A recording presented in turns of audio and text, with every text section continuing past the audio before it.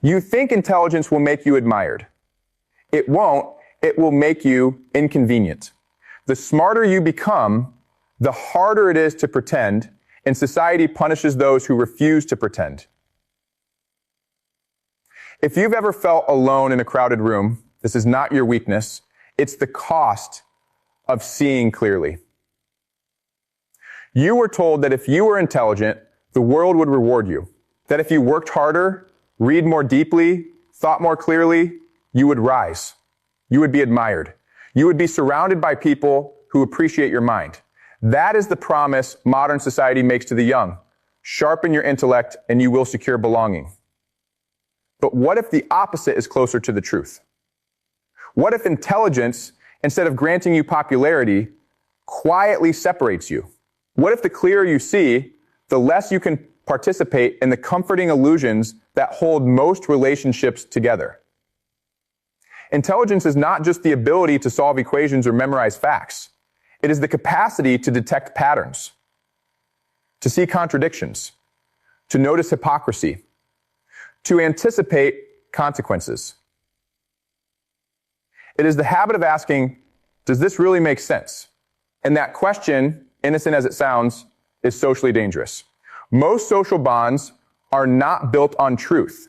They are built on shared assumptions, shared rituals, shared unspoken agreements about what not to question. In every group, schools, workplaces, families, there are invisible scripts. Laugh at this joke. Admire this authority. Desire these things. Fear these taboos.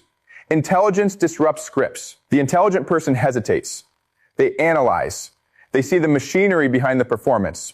And when you stop participating in the performance stops including you. In school, the intelligent child often learns this early. When others are excited about gossip, trends, shallow competitions, the intelligent child may feel a strange distance. It is not that they are superior. It is that they are unsatisfied. They crave depth in an environment optimized for conformity. They ask why too often. Teachers may praise their grades, but peers may sense something different. Curiosity becomes alienation. As adulthood arrives, the pattern intensifies. In the workplace, intelligence notices inefficiency, corruption, mediocrity rewarded by politics. It sees how decisions are shaped not by truth, but by incentives. It observes how flattery advances faster than competence. The intelligent person becomes frustrated. And frustration leaks. It leaks through tone, through silence, through unwillingness to pretend enthusiasm for what is obviously flawed. Others sense this. People do not always resent intelligence itself. They resent being silently evaluated. When someone sees through you, you feel exposed. Most people would rather be comfortable than accurate, so they gravitate toward those who affirm the shared illusion.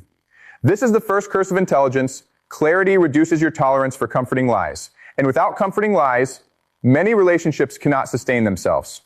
The good schools make sure their pupils do get the full grounding, and it is pupils from poorer areas with families who perhaps don't understand a lot of the importance of these qualifications, and the teachers of the rubbish schools who just don't really care and their heads don't care, and they push a lot of subjects saying it doesn't matter what you've studied, it's just the grades that count. But actually it does matter what you've studied. It absolutely does matter what you've studied.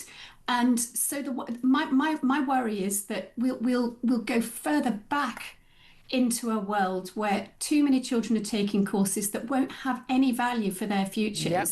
Because that's what they've been encouraged to do, because it will make the school look good in performance tables. Yeah. My goddaughter's being told, it doesn't matter whether you did maths or psychology, it's the grade that counts. I'm like, it absolutely matters whether you do maths. Trust me, one of those is a better exam than the others. And the reality is employers know it, and and universities largely know it as well. Is this part of just the whole sort of dumbing down of our education? Because